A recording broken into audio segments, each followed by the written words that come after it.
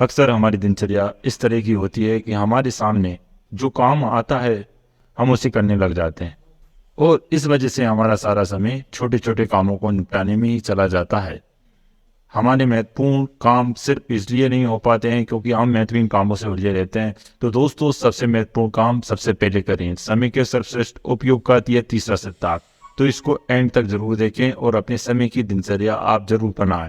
तो दोस्तों, क्या होता है कि अक्सर हमारी दिनचर्या इस तरह की होती है कि हमारे सामने जो काम आता है हम उसे करने लग जाते हैं। इस वजह से हमारा सारा समय छोटे छोटे कामों को निपटाने में ही चला जाता है और हमारे महत्वपूर्ण काम सिर्फ इसलिए नहीं हो पाते हैं क्योंकि हम महत्वपूर्ण कामों को में ही उलझे रहते हैं। महत्वाकांक्षी व्यक्ति को इस बारे में सतर्क रहना चाहिए क्योंकि सफलता पाने के लिए यह आवश्यक है कि महत्वपूर्ण काम पहले किए जाएं। हमेशा याद रखें कि सफलता महत्वहीन नहीं है बल्कि महत्वपूर्ण कामों से मिलती है। इसलिए अपनी प्राथमिकताएं स्पष्ट रखें और अपना समय महत्वहीन कामों में ना गंवाएं। इसलिए समय के सर्वश्रेष्ठ उपयोग का यह तीसरा सिद्धांत, सबसे महत्वपूर्ण काम सबसे पहले करें। समय के संबंध में अपनी प्राथमिकताएं तय करने का एक उदाहरण देके, एक मशहूर संगीतज्ञ जब वायलिन बजाना सीख रही थी तो उन्होंने पाया कि उनकी प्रगति संतोषजनक नहीं है। कारण खोजने पर उन्हें पता चला कि संगीत का अभ्यास करने से पहले घर साफ करें, सामान व्यवस्थित करने, खाना पकाने आदि कार्यों में उनका बहुत समय लग जाता है। इसलिए उन्हें वायलिन के अभ्यास के लिए कम समय मिल जाता है। ये जानने के बाद उन्होंने संकल्प किया कि चूंकि संगीत उनके लिए सबसे महत्वपूर्ण है, इसलिए वे सबसे पहले संगीत का अभ्यास करेगी, बाकी सारे काम उसके बाद करेगी। खुद को इस तरह अनुशासित करने के बाद उन्होंने संगीत के क्षेत्र में उल्लेखनीय प्रगति की क्योंकि अब वे अपना सबसे महत्वपूर्ण काम सबसे पहले कर रही थी। तो दोस्तों, इस उदाहरण से ये स्पष्ट हो जाता है कि हम महत्वाकांक्षी व्यक्ति को अपने सबसे महत्वपूर्ण काम सबसे पहले करने चाहिए, लेकिन इसके लिए उसे यह पता लगाना होगा कि सबसे महत्वपूर्ण काम है कौन से। उसके पास उसकी प्राथमिकताएं की स्पष्ट योजना होना चाहिए। ऐसा करना बहुत ही आसान है। एक डायरी में ए, बी और सी शीर्षक के 3 कॉलम बना लें। एक कॉलम में अपने सबसे महत्वपूर्ण काम को रखें जिन्हें आप अनिवार्य मानते हैं। बी कॉलम में ऐसे काम रखें जो अनिवार्य तो नहीं है परंतु महत्वपूर्ण है। सी कॉलम में ऐसे सामान्य काम रखें जो ना तो अनिवार्य है ना ही महत्वपूर्ण है।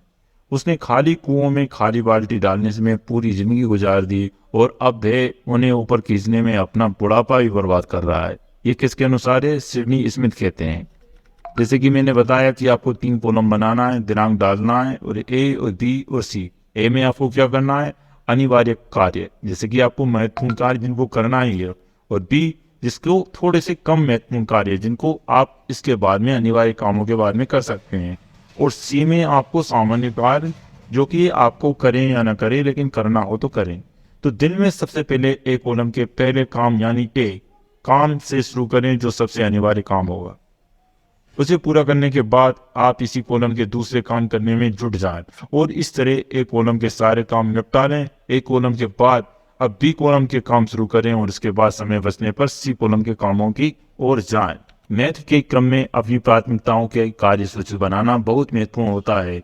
हमें रॉबर्ट जे मैकेन की यह बात हमेशा याद रखना चाहिए। अधिकांश बड़े लक्ष्य हासिल न हो पाने के कारण यह है कि हम छोटी चीजों को पहले करने में अपना समय बर्बाद कर देते हैं। बोले या लिखे गए सबसे दुखद शब्द है, मैं ये काम कर सकता था। ये कौन कहते हैं? बीटर। अब मैं समय के सर्वश्रेष्ठ उपयोग का चौथा सिद्धांत आपको बताने जा रहा हूँ।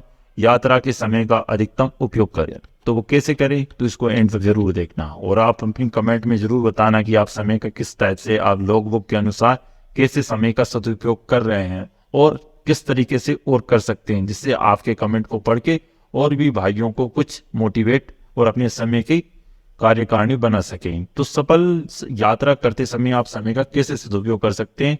तो सफल व्यक्ति ऐसे काम करने की आदत डाल लेता है जिन्हें असफल लोग नहीं करना चाहते। हालांकि सफल व्यक्तियों को भी वे काम अच्छे नहीं लगते जिनके उद्देश्य को याद रखते हुए वे नापसंद कार्यों में से मुंह नहीं मोड़ते। हर सफल व्यक्ति 24 घंटों में ज्यादा से ज्यादा उपयोगी काम करना चाहता है।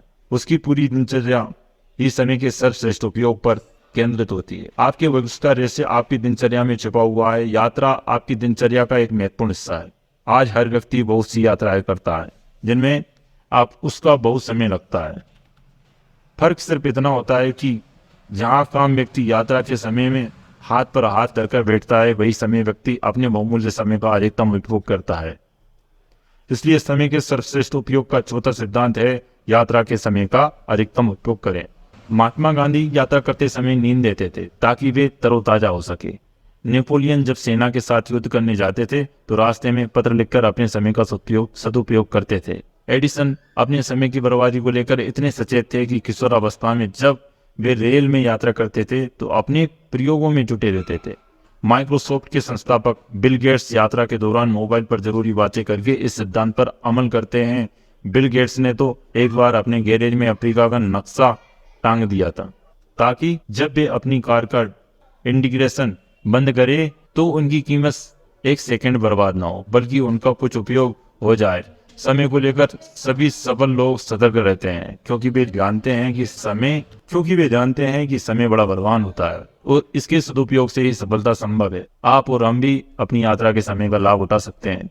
नौकरी पेशा लोगों को घर से ऑफिस तक की यात्रा में काफी समय लग जाता है और सेल्समैन का तो अधिकांश समय यात्रा में ही बीतता जाता है। हमें ये जान लेना चाहिए कि अगर हम हर दिन 2.5 घंटे यात्रा करते हैं तो हमारे जीवन का लगभग 10% समय तो यात्रा में ही चला जाता है। इस समय में कोई मूल्यवान कार्य करके आप इसका सार्थक उपयोग कर सकते हैं। इस विचित्र जीवन का एक विचित्र सत्य यह है कि जो लोग सबसे ज्यादा मेहनत करते हैं, खुद पर सबसे ज्यादा अनुशासन लाते हैं और किसी लक्ष्य को प्राप्त करने के लिए कुछ आनंददायक चीजों को त्याग करते हैं, वही सबसे ज्यादा सुखी होते हैं। ये कौन कहता है? ब्रूट्स हैमिल्टन, जिनके अनुसार ये सभी चीजें उन्होंने लक्ष्य को प्राप्त करने के लिए किया है। देखिए, यात्रा के दौरान ज्यादातर लोग या तो मोबाइल पर गाने सुनते हैं या फिर अखबार पढ़ते हैं या गपशप करते रहते हैं। वे ये नहीं जानते कि इस दौरान प्रेरक पुस्तकें पढ़कर, शैक्षणिक टिप्स सुनकर या कोई अन्य महत्वपूर्ण काम करके वे अपने लक्ष्य तक ज्यादा तेजी से पहुंच सकते हैं। अध्ययनों से पता चला है कि आमतौर पर सेल्समैन का 45% कामकाजी समय यात्रा में गुजरता। जाहिर है, जो सेल्समैन यात्रा के समय का बेहतर उपयोग करना सीख लेता है वे अपने साथियों की तुलना में ज्यादा सफल होता। इंतजार करना किसी को अच्छा नहीं लगता, परंतु कई बार हमें मजबूरन किसी व्यक्ति या बस ट्रेन का इंतजार करना पड़ता है। इसलिए हमारे पास ऐसे छुटपुट कामों की सूची होनी चाहिए जिन्हें हम इंतजार करते समय निपटा सकें। यदि हमारे ब्रीफ केस में छुटपुट काम तैयार रहते हैं तो हमें इंतजार में कष्ट भी नहीं होगा और हमारा काम भी हो जाएगा। मशहूर ब्रिटिश हरमैन बॉन्डी को इतनी ज्यादा यात्राएं करनी पड़ती थी कि यात्रा के दौरान अपने ऑफिस का काम निपटा देते थे। एक बार तो जब एक यूरोपीय हवाई अड्डे पर उनकी हवाई उड़ान में विलंब हुआ तो उन्होंने उस समय का सदुपयोग करते हुए एक रिसर्च पेपर लिख डाला। इसे कहते हैं यात्रा के समय का सदुपयोग। जब आपके मन में किसी काम को करने की प्रबल इच्छा होती है तो समय निकल ही जाता है। फ्रेडरिक की बात याद रखें, जब किसी मनुष्य के पास रखने के लिए ज्यादा सामान होता है तो दिन की पोशाक में 100 जेबें होती। समय का ध्यान रखेंगे तो समय भी आपका ध्यान रखेगा। यदि आप समय का मूल्य नहीं जानते तो आपका जन्म शोहरत के लिए नहीं हुआ। हर दिन समय जो छोटे छोटे अंतराल देता है उसमें बहुत कुछ किया जा सकता है जिन्हें अधिकांश लोग बर्बाद कर लेते हैं। तो दोस्तों, आप समय का सदुपयोग करें और अपनी कार्यकारिणी, आपके टाइम मैनेजमेंट, इस सिद्धांत में आपने क्या सीखा ये कमेंट में जरूर बताएं और आपके समय को लॉग बुक में जरूर लिखें और अपने समय का सदुपयोग करते रहें। धन्यवाद।